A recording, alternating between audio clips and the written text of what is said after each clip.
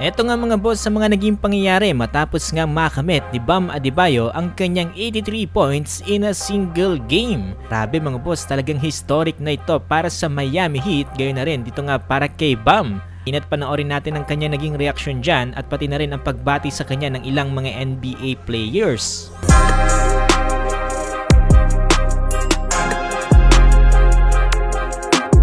So ngayong araw nga mga boss sa laban ng Miami Heat kontra nga dito sa Washington Wizards ay nagkaroon nga ng historic night dito nga para sa Miami Heat tapos nga makamit ni Bam ang kanyang 83 points in a single game. At dahil nga dito mga boss siya na ang second highest scoring in the NBA history, passing Los Angeles Lakers star na si Kobe Bryant na kung saan famously nakascore ng 81 points nitong January 22, 2006. Na rin ngayon ang pangalawa sa number 1 player sa NBA history na kung saan nakapagtala ng 100-point game na si Wilt Chamberlain. Hindi lang yan, nagawa rin manalo ng Heat dito nga sa kanilang naging laban kontra sa Wizards sa final score ng 150-129.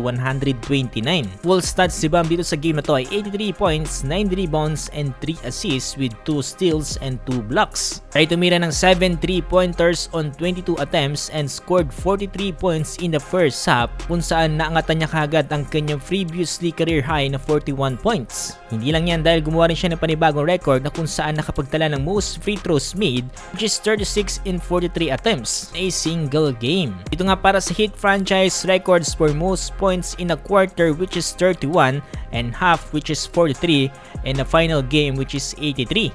Binura ni Bam mga boss ang record ni LBJ sa Miami Heat na kung saan nakapagtala ng 61 points nitong 12 years ago. Ito nga mga boss na naging reaction dyan ni Bam Adebayo matapos nga ang naging laban yan. Mapapansin natin dito na talagang emotional etong si Bam. Man, it's a lot of emotions. One was making the free throw, but to have that moment to be marked in history forever. I wasn't able to just score coming into this league and to be able to get 83 is special. No, Okay. I would have taken you out at 7. that's sir. That's okay. Damn it! You did it. Nati rin sila dyan ni D-Wade at sinabi nga na proud siya sa mga individual accomplishments nila at mas proud nga siya sa mga teammates dito nga ng Heat para nga mag-rallied around him to make sure this night was historic for him. Congratulate din etong si Bam Adebayo dito nga ng ilang mga players sa gaya na lamang ni Giannis Antetokounmpo at gayon din etong si KD. So congrats para kay Bam mga boss gayon din sa kanyang mga kampe dahil binigyan nila daan etong si Bam Adebayo para nga makamit etong record na to. Group effort din kasi ang nangyari kaya nakakatuwa talaga. So yun mga boss, kailan kaya masusundan yung 100 points in a single game sa NBA?